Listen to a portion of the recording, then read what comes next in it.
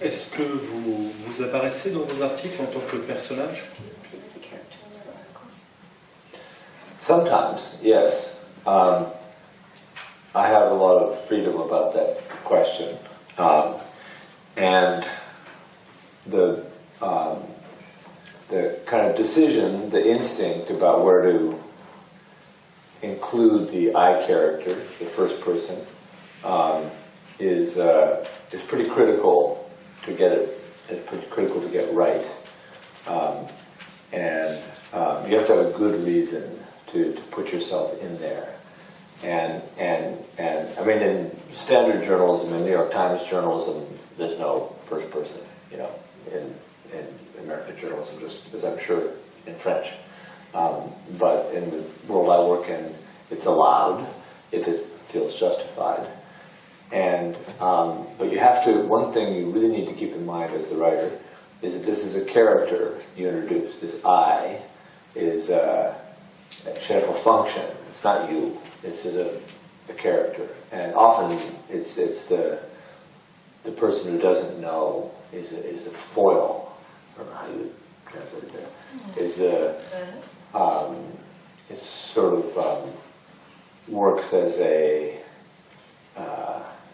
you represent the reader in your ignorance, and you often make mistakes that keep the story amusing.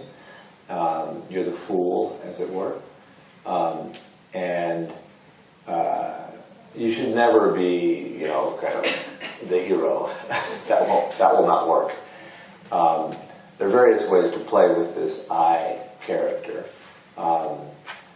What this character brings to the subject, but it has to be useful, and if it's not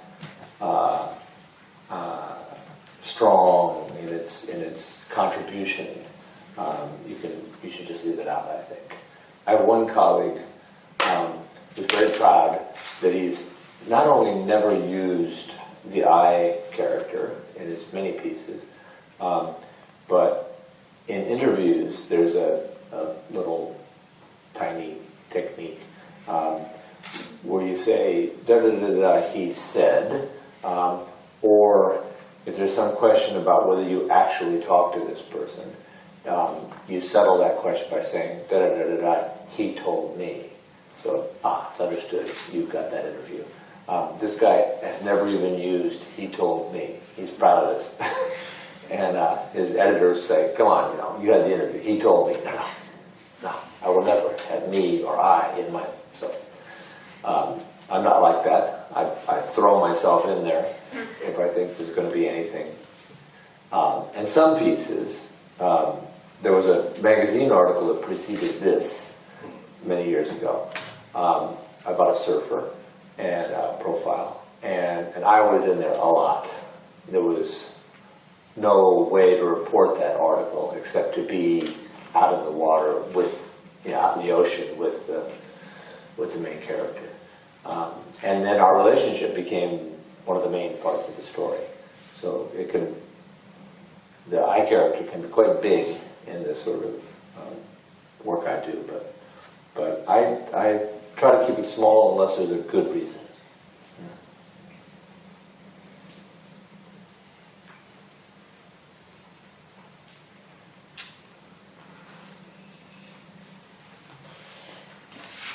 Donc, j'utilise parfois la première personne. J'ai de la chance parce que j'ai beaucoup de liberté dans la façon que j'écris. J'utilise instinctivement cette première personne. Et la première personne est critique. Il doit avoir une bonne raison pour l'inclure dans l'article. Dans beaucoup de journaux quotidiens comme le New York Times, on n'utilise jamais la première personne. Mais ici, c'est permis si c'est justifié. Ce personnage, le soi introduit, doit avoir une fonction. Et c'est souvent dans mon travail la personne qui ne sait pas, la personne qui représente les lecteurs dans toute leur ignorance. Et ce personnage, le jeu, doit commettre des erreurs qui peuvent rendre le récit intéressant. Cette personne le I, le je, doit jouer l'ignorant et pas l'héros.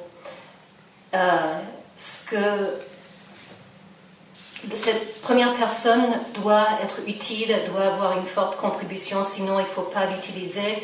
J'ai une petite anecdote, j'ai un collègue qui ne l'a jamais utilisé. Dans les techniques d'entretien, on dit souvent « il a dit » ou « il m'a dit ». Il est très fier de ne jamais l'utiliser, même si ses éditeurs disent « allez, vous pouvez vous lâcher », mais il est très fier de ne jamais le faire. Pour moi, c'est tout le contraire, je me lance sans problème, j'utilise la première personne. Récemment, avant ce livre, j'ai écrit un article, c'était un profil d'un surfeur, et j'ai utilisé beaucoup la première personne. C'était obligatoire parce que j'ai passé beaucoup de temps dans l'océan avec ce personnage. Et en fait, dans cet article, il s'agissait beaucoup à la fin de ma relation avec le surfeur. Ça devenait une partie intégrale de l'histoire. Donc, si on utilise la première personne, il doit avoir une vraie bonne raison, une raison forte. Si c'est une petite raison, il ne faut pas le faire.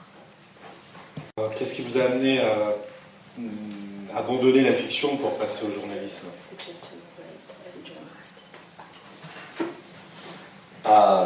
Well, I was making no money writing fiction, and more importantly,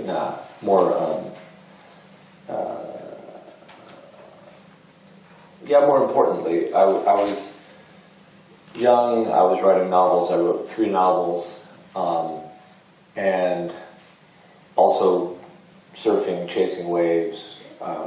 Living in the South Pacific and in Asia, Australia, Southern Africa, different jobs, following this wave hunt.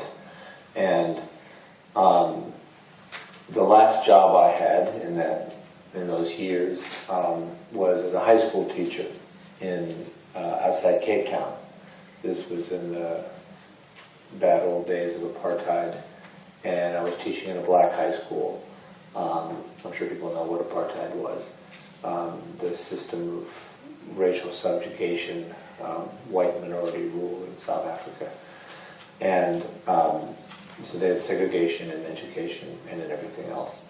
And I was teaching in a black high school, and the students went out on strike for 3 months, boycotting their classes, protesting apartheid in education. And it turned into a big confrontation with the state. It started in the communities where I was working, but it went national, and some schools stayed out for 2 years.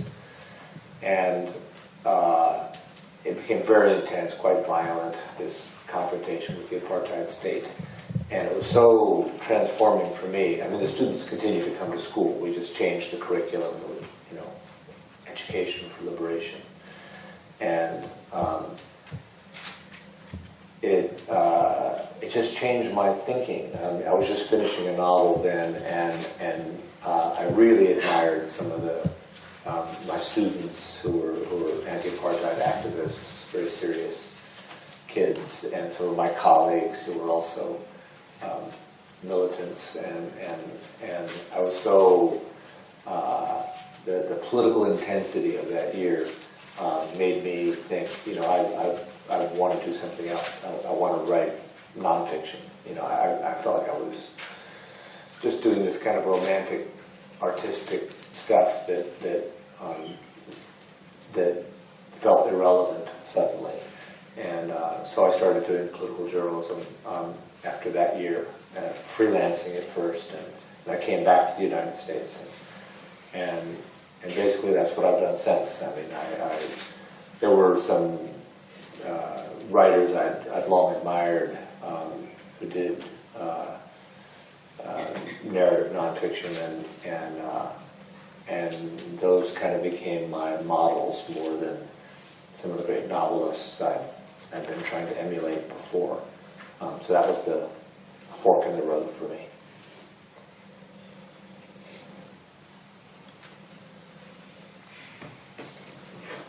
La première raison, c'est que je ne gagnais pas d'argent avec mes livres.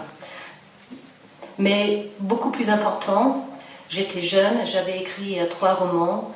À cette époque, je voyageais à travers le monde pour chasser les vagues. Je suis passionnée par le surf et je courais après les vagues dans le Pacifique, en Australie, en Afrique du Sud. Et en fait, en Afrique du Sud, j'ai trouvé un emploi comme prof de lycée. Et c'était pendant la période de l'apartheid. Et ce lycée était à côté de Cape Town. C'était un lycée noir. Il y avait la ségrégation dans l'éducation, comme il y avait la ségrégation partout dans le pays. Il y a eu une grève qui a duré 3 mois. Les étudiants refusaient d'aller à l'école parce qu'ils ne voulaient plus accepter cette ségrégation. C'est devenu un combat très rude, une confrontation très forte avec l'État. Et dans certains lieux, les écoles ont fait grève pendant 2 ans. Donc ce conflit était très violent. Le slogan des élèves, c'était « l'éducation pour la libération ». Et le fait d'avoir travaillé avec eux, d'avoir continué les cours avec eux pendant cette période, a changé ma manière de penser. J'avais fini un roman, mais j'étais vraiment inspirée par les étudiants, les lycéens. Ils étaient tous des activistes, des militants anti-apartheid, mes collègues aussi. Il y avait une vraie intensité. Et à cette époque, comme je disais, j'écrivais des romans, mais qui étaient romantiques et artistiques, mais je trouvais que ce n'était plus pertinent. Et c'est à cette époque-là que j'ai commencé à travailler comme journaliste politique freelance, et c'est ce que je fais depuis. Et j'ai beaucoup d'écrivains que j'admire et qui écrivent la non-fiction narrative. Ils racontent des histoires, et ils sont devenus mes modèles. Et c'est à cette époque-là, en Afrique du Sud, où j'ai vraiment changé de chemin.